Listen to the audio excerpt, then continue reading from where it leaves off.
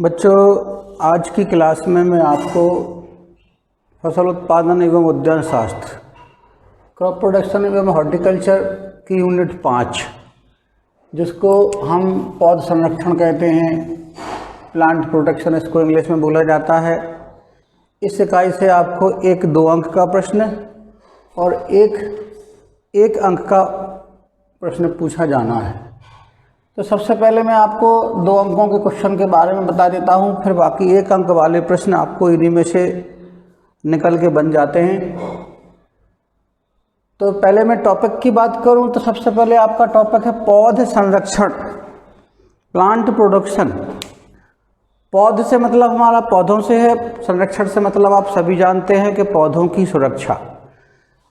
बच्चों, मुख्यतः फसलों को जो हानि पहुंचती है उसके लिए 3 कारक मुख्य रूप से काम करते हैं, जिनमें पहला होता है खरपतवार, दूसरे होते हैं कीट, तीसरे जो हानि पहुंचाते हैं फसलों को वो होते हैं रोग, डिसीज जिनको हम कहते हैं। तो इस 5वें यूनिट में आपको मुख्य रूप से खरपतवारों के बारे में इसका वर्णन आपको किया गया है और इसी पे आपको प्रश्न पूछे जाते हैं। तो इस हिसाब से इस यूनिट में सबसे पहला प्रश्न बनता है 2 अंक के हिसाब से। मैंने 2-2 अंक वाले क्वेश्चन आपको इस यूनिट में दिए हैं या पढ़ा रहा हूं मैं, क्योंकि जो 2 अंक का प्रश्न पूछा जाता है उसमें आपको इतना ही उत्तर लिखना जरूरी होता है। पौध संरक्षण किसे कहते हैं? पहला क्वेश्चन इस यूनिट से बनता है, what is the plant production, या पौध संरक्षण की परिभाषा लिखिए। तो फसलों को सुचारू रूप से उगाने के लिए उनमें लगने वाले हानिकारक कीट, रोग एवं खरपतवारों से उनकी रक्षा करना ही पौध संरक्षण कहलाता है। आप इस परिभाषा को किसी भी रूप में लिख सकते हैं। इन 3 समस्याओं से या 3 दुश्मनों से फसल की रक्षा करना ही पौध संरक्षण कहलाता है। दूसरा क्वेश्चन बच्चों इसमें बनता है आपका खरपतवार, वीड, जो इस टॉपिक के मुख्य वर्णन इसमें खरपतवारों का किया गया है। खरपतवार जिसको हम नींदा भी कहते हैं, इंग्लिश में इसको वीड कहा जाता है। तो दूसरा क्वेश्चन है आपका खरपतवार किसे कहते हैं या खरपतवार को परिभाषित कीजिए। खरपतवार वह अनावश्यक, अनिच्छित, अवांछित, जो भी शब्द आपको अच्छा लगे, पौधे हैं जो बिना बोए फसलों में उगाते हैं और फसलों के लिए जो हम खाद, पानी इत्यादि उपलब्ध कराते हैं वो इनका उपयोग करके और फसलों की उपज को कम कर देते हैं।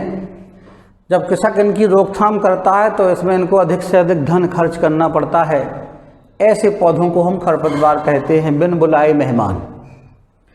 अगला क्वेश्चन आपका बनता है खरपतवारों की विशेषताएं लिखिए। ये क्वेश्चन 2-3 बार पूछा जा चुका है, 2015, 2017, 2018। काफ़ी इम्पोर्टेंट क्वेश्चन है, बार बार 2-3 वर्ष में भी पूछा गया है विगत वर्षों में। विशेषताएं, खरपतवार और फसलों के पौधों में ऐसे कौन सी इनमें विशेषताएं, विशेष गुण पाए जाते हैं जिनको हम विशेषताएं कहेंगे, जो पौधों से इनको अलग करते हैं। तो इसकी प्रमुख विशेषताएं निम्नलिखित हैं। यह फसलों की अपेक्षा प्रति पौधा अधिक बीज उत्पन्न करते हैं। कुछ ऐसे पौधे होते हैं जिनमें हजारों की संख्या में बीज पैदा होते हैं। दूसरी इनकी विशेषता है इनके बीजों का अंकुरण शीघ्र होता है।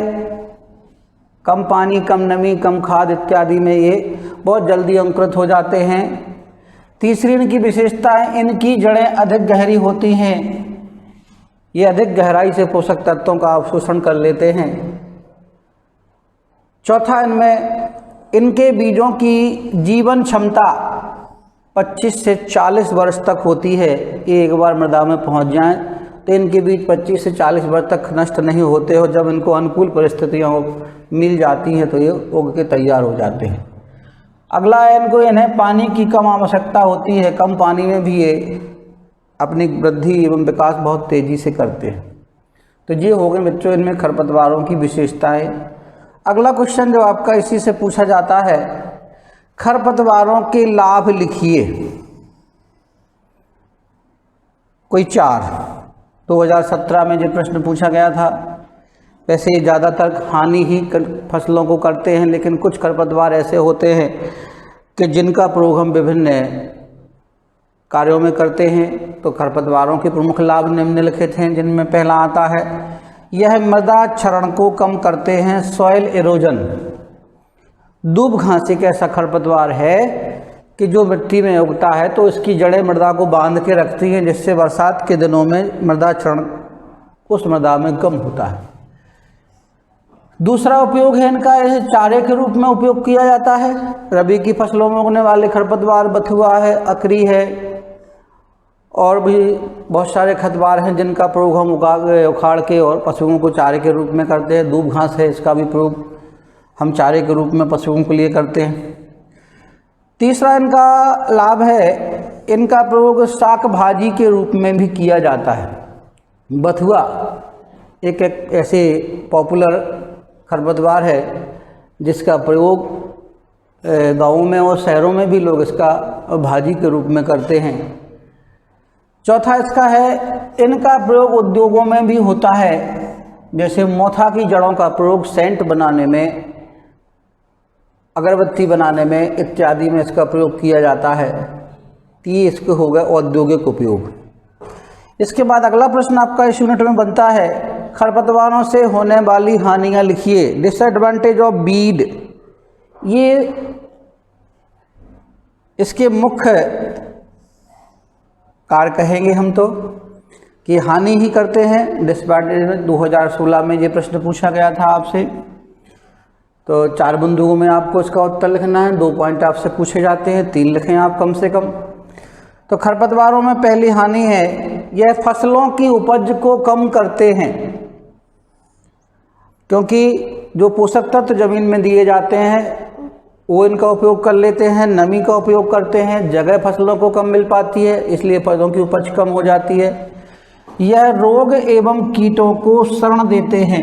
बहुत से खरपतवार ऐसे होते हैं कि जब फील्ड में फसल नहीं होती है तो उनके कीट खरपतवारों पर अपना जीवन यापन करते हैं, और मुख्य फसल जब खेत में आती है तो ये उनसे उस पर आक्रमण कर देते हैं। तीसरी हानि है, यह फसल के गुणों को प्रभावित कर देते हैं। बहुत से खरपतवारों के बीज जब फसलों के बीजों में मिल जाते हैं तो उसकी गुणवत्ता खराब हो जाती है, इससे उसकी बाजार में कीमत कम प्राप्त होती है। चौथा है, इसके कारण फसलों की उत्पादन लागत बढ़ जाती है। जब हम खरपतवार शाकनाशियों का प्रयोग करते हैं, काफ़ी महंगे आते हैं। इनका प्रयोग करने से हमें अतिरिक्त धन खर्च करना पड़ता है, जिससे हमारे कुल उत्पादन की लागत फसलों की बढ़ जाती है। इसके बाद इसमें अगला प्रश्न है, रबी व खरीफ ऋतु के खरपतवारों के नाम लिखिए। 2015 में ये प्रश्न पूछा गया था। आप आगे जाके मैं इसके आपको वर्गीकरण बताऊंगा, जिसमें पहला वर्गीकरण है कि ऋतुओं के आधार पर खरपतवारों का वर्गीकरण कीजिए। इस टाइप से भी आपको प्रश्न पूछा जा सकता है। तो ऋतुओं के आधार पर इसमें पहली ऋतु जो है आपकी रबी, जिसमें जो खरपतवार मुख्यतः उगते हैं इसमें है आपका बथुआ, कृष्णनील, प्याजी, गेहूं का मामा जिसे हम गेहूं सा भी कहते हैं, सत्यानाशी। तो आपको एक उदाहरण कम से कम 3 या 4 एग्जाम्पल जरूर लिखने हैं। इसके बाद खरीफ ऋतु के खरपतवार, इसमें पत्थरचटा, बिस्खपरा, हजारदाना, जंगली धान, करगा इत्यादि जो खरीफ ऋतु में उगते हैं और खरीफ की फसलों को हानि पहुंचाते हैं। इसके बाद इसमें आपका अगला प्रश्न बनता है, क्वेश्चन नंबर 7, बीज पत्र के आधार पर खरपतवारों का वर्गीकरण कीजिए या उदाहरण सहित इनके नाम लिखिए। कोटिलीडन्स, 2018 में ये प्रश्न आपसे पूछा गया है। बीज पत्र, बीज पत्र बच्चे आप लोग जानते होंगे, 2 प्रकार बीज पत्र के आधार पर 2 प्रकार के पौधे होते हैं। एक बीज पत्री जिसमें बीज में एक दल होता है, इसके अंतर्गत सभी अनाज वाली फसलें आपकी आती हैं, जिनको हम इंग्लिश में मोनोकोट कहते हैं। दूसरे द्विबीजपत्री जिनमें बीजों को हम तोड़ते हैं तो उनके बीज दो दलों में विभाजित हो जाते हैं, ऐसे पौधे द्विबीजपत्री कहलाते हैं। अगर मैं आपसे बात करूं कि एक बीजपत्री पौधों को आप बिना बीज के कैसे पहचानेंगे, एक बीजपत्री पौधों में ब्रांचेज नहीं होती हैं, द्विबीजपत्री पौधों में शाखाएं पाई जाती हैं। तो ये क्वेश्चन आपको पूछ रहा है कि एक बीजपत्र के आधार पर, तो पहला एक बीजपत्री खरपतवार, इसमें ज़्यादातर आपके ग्रेमनिकुल वाले खरपतवार इसमें आते हैं, जिसमें आपका दूब घास, मोथा, प्याजी, कांस, जनखरा, कम से कम आपको 4 एग्जाम्पल लिखना कंपल्सरी है। दूसरा प्रकार जो आपका है द्विबीजपत्री खरपतवार, डाइकॉट जिनको हम कहते हैं, इसमें आपका मुख्यतः बथुआ, बिस्खपरा, मकोय, सेंजी और सत्यानाशी। अगला प्रश्न आपका है जीवन चक्र के आधार पर खरपतवारों का वर्णन कीजिए। लाइफ साइकिल, जीवन चक्र के आधार पर 3 प्रकार के पौधे होते हैं। पहला 1 वर्षीय, जो अपना जीवन चक्र 1 वर्ष में उनको उगने से लेके उनमें फल बनने तक अपने सारी तीनों प्रक्रियाएं 1 वर्ष में पूरी कर लेते हैं। तो पहले प्रकार के खरपतवार हैं आपके 1 वर्षीय खरपतवार, एनुअल वीड जिनको हम कहेंगे। इसके अंतर्गत आते हैं आपके बथुआ, गेहूंसा, बिस्खपरा, पत्थरचटा, कृष्णनील और भी इत्यादि। दूसरा वर्ग है आपका द्विवर्षीय खरपतवार, बाइनियल वीड, जो पहले वर्ष में उगते हैं, वृद्धि करते हैं, अपना विकास करते हैं, दूसरे वर्ष में इनमें फूल आते हैं और इनमें बीज बनते हैं। इसके उदाहरण है आपका जंगली गाजर, जंगली गोभी। तीसरा वर्ग है बहुवर्षीय खरपतवार, जिनको हम पेरिनियल वीड कहते हैं। ये पहले दूसरे वर्ष में अपने अंकुरण करते हैं, अपना वृद्धि विकास करते हैं और एक बार उगने के बाद कई वर्षों तक इनमें फल फूल आते रहते हैं। कांस, मोथा, हिरनखुरी, झरबेरी, आख, ये आते हैं आपके पेरिनियल वीड, बहुवर्षीय खरपतवार। अगला प्रश्न जो आपका इसमें बनता है, फसल संबंध के आधार पर खरपतवारों का वर्गीकरण कीजिए। 2019 में ये प्रश्न आपसे पूछा गया था। क्रॉप रिलेशनशिप, फसल संबंध, ये कई बार पीएटी में भी इस पर प्रश्न आता है। इसके अंतर्गत जो पहला प्रकार बनता है इसका वास्तविक खरपतवार, एब्सोल्यूट वीड, ऐसे खरपतवार जिनका काम मुख्य रूप से फसलों को हानि पहुंचाना ही होता है, वो वास्तविक खरपतवार कहलाते हैं। इस वर्ग में आपके 1 वर्षीय, 2 वर्षीय, रबी, खरीफ सभी प्रकार के ऐसे खरपतवार आते हैं जो मुख्य रूप से फसलों को हानि पहुंचाने का ही काम करते हैं। इसमें मैंने 2 उदाहरण दिए हैं आपको, बथुआ, कृष्णनील और बहुत सारे खरपतवार आप उदाहरण में लिख सकते हैं। दूसरा प्रकार है इसमें संबंधित खरपतवार, रिलेटिव वीड। रिलेटिव से बात मैं करूँ आपसे, रिश्तेदार, आपस में उनका रिलेशन या तो ऋतु का होगा, जब एक ही ऋतु की फसल के पौधे उसी ऋतु की किसी दूसरी फसल में उग आते हैं तो उन्हें हम संबंधित खरपतवार कहते हैं, रिलेटिव वीड कहा उन्हें जाता है। जैसे गेहूं की फसल में अगर हम को जौ के पौधे उगे दिखाई दिए तो वो यहाँ पे खरपतवार होंगे। ऐसे खरपतवार संबंधित खरपतवार कहलाते हैं। तीसरा वर्ग जो आपका इसमें दिया गया है रोग्य, ROGUE, कई बार इसमें PPAT पे प्रश्न पूछा जा चुका है।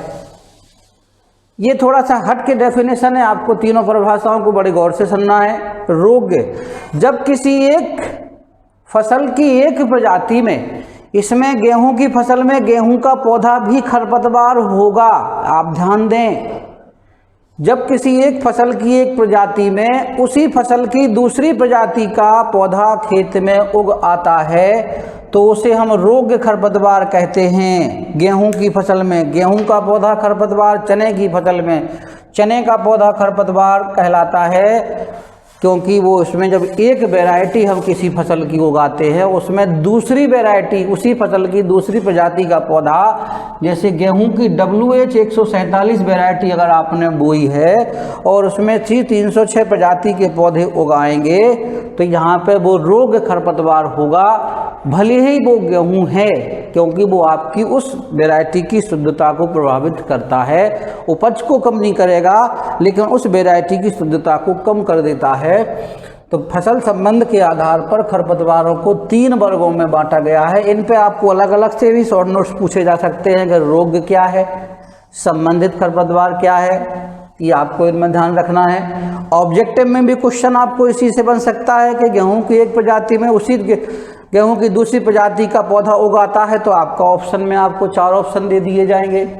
ऑब्जेक्टिव भी आपके सारे इन्हीं में से बनेंगे। जंगली खरपतवार, जंगली गाजर आपका किस उम्र का खरपतवार है, किस वर्ग में आता है। इसके बाद आपका इसमें अगला प्रश्न जो बनता है, मृदा एवं जलवायु के संबंध के आधार पर खरपतवारों का वर्गीकरण कीजिए।